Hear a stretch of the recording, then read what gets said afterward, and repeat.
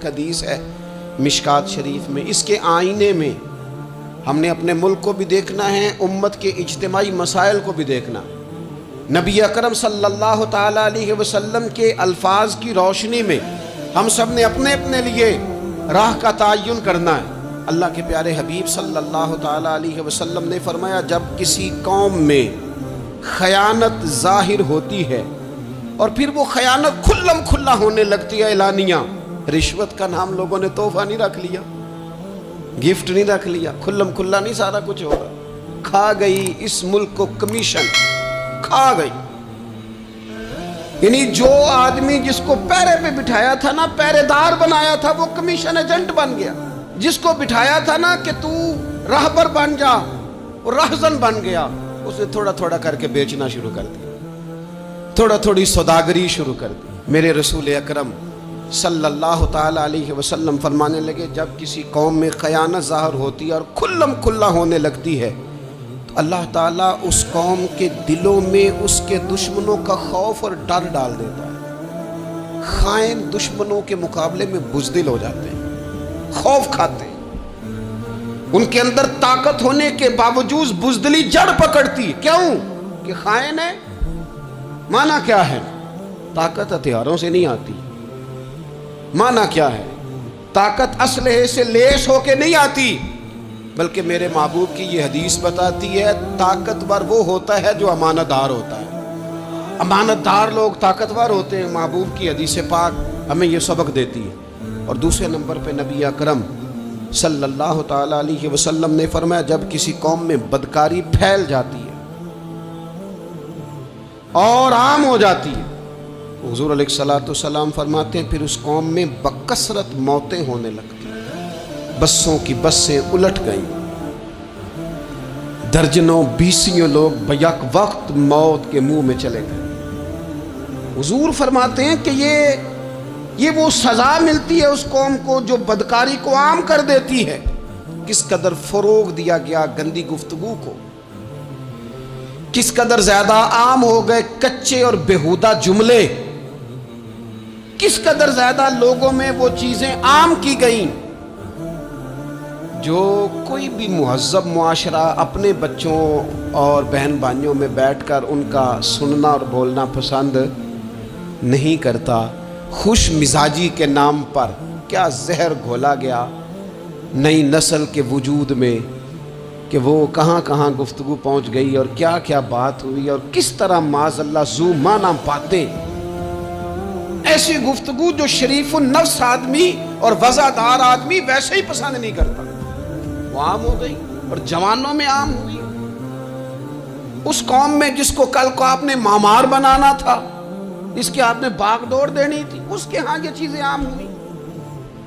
اور پھر تیسرے نمبر پر رسول رحمت صلی اللہ تعالیٰ علیہ وسلم نے فرمایا، جو قوم ناپ تول میں کمی کرنے لگتی ہے، پیمانے اور ترازو ٹھیک نہیں رکھتی، اس قوم کی روزی کاٹ دی جاتی ہے، برکت اٹھ جاتی ہے۔ سارا دن محنت کرتے ہیں لوگ، سارا دن تجارتیں ہوتی ہیں، سالوں بیت گئے کمائیاں کرتے ہیں، دادا بھی، بیٹا بھی، پوتا بھی، چار بھائی بھی لگے ہوئے، کمائی پہ کمائی، محنت پہ محنت، کوئی ملک سے باہر ہے، کوئی ملک کے اندر جدوجہد کر رہا ہے، کہیں ہے کوئی کہیں ہے، لیکن برکت کٹ گئی۔ کیوں؟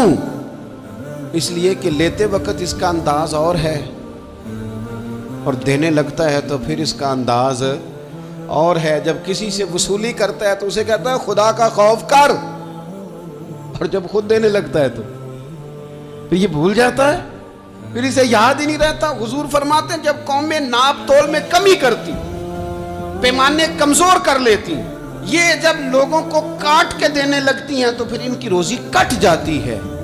اور میرے نبی اکرم صلی اللہ تعالیٰ علیہ وآلہ وسلم نے ارشاد فرمایا، جو قوم ناحق فیصلے کرنے لگتی ہے، ہوئے ہوئے قاضی تیرے قول سے ڈر لگتا ہے۔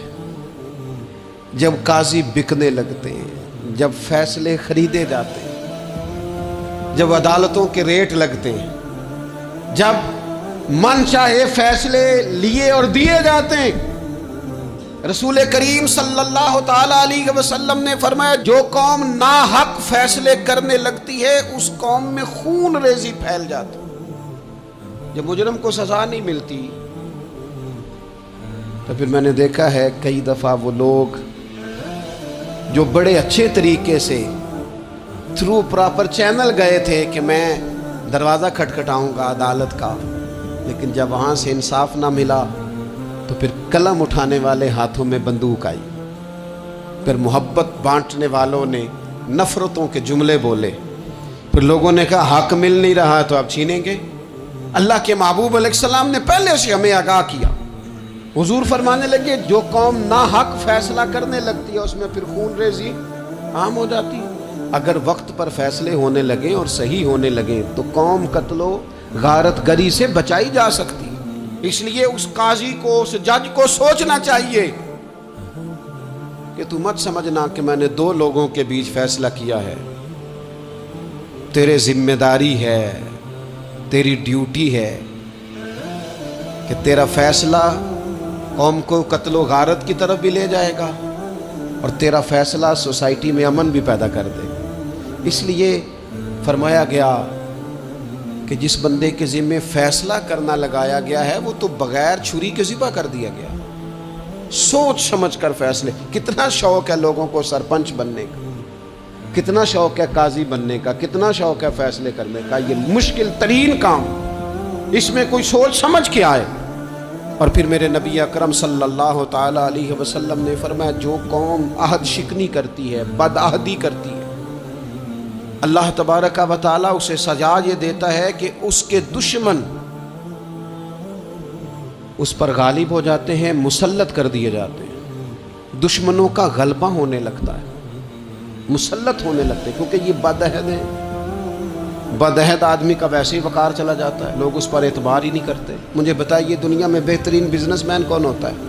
انویسٹمنٹ زیادہ کرے. دنیا میں بہترین بزنس مین کے جو اصول لکھے ہیں، بہترین تاجر، بہترین کاروباری بندہ وہ ہوتا ہے جس پر لوگ اعتبار کریں، جس کا مارکیٹ میں اعتبار ہو، جس کے بارے میں کہا جائے سودا ٹھیک دیتا ہے، پیسے وعدے پہ دیتا ہے، یہ انسان ٹھیک ہے. جس پر اعتماد کیا جائے، جس کی شہرت ٹھیک ہو، وہ بہترین بزنس مین ہوتا ہے. یہ اچھے تاجر کے اصولوں میں یہ بات لکھی ہے. تو جو قوم بدعہدی کرے گی پھر اس کے دشمن اس پر مسلط ہو جائیں گے. کیوں؟ اس لیے کہ اس کا وقار ختم ہو جاتا ہے. بدعہد قوم کا، عہد شکنی کرنے والی قوم کا وقار اٹھ جاتا ہے. جب لوگوں کی نظر میں اس کا وقار نہیں رہتا تو دشمن غالب ہو جاتے ہیں. اس لیے یاد رکھیے اس بر صغیر پاک و ہند میں دین اللہ کے فضل سے صوفیاء نے پھیلایا اور اس طرح پھیلایا ہے، اس پیار سے پھیلایا ہے کہ نرا پھیلایا نہیں، دلوں میں اتارا ہے. لیکن یہاں جو دین لے کے آئے نا، تعارف دین کا جو یہاں ہوا سب سے پہلے وہ عرب کے تاجروں کی وجہ سے ہوا تھا. ہندوستان کے تاجروں نے جب عرب تاجروں کے ساتھ تجارت کی تو ان تاجروں کی وفاداری، وعدے کی پابندی، بات کی سچائی اتنی اعلیٰ تھی، اتنی مضبوط تھی کہ یہ ہندوستان کے لوگ ان سے پوچھنے لگے تم کس مذہب کے ماننے والے ہو؟ اتنے پکے ہو اپنی بات کے، اتنے مضبوط ہو تم اپنی بات، کس مذہب کے ماننے والے ہو، کس نظریے کے ہو، عقائد کیا ہیں؟ انہوں نے کہا کہ ہم محمد عربی صلی اللہ علیہ وسلم کے دین کے پیروکار ہیں.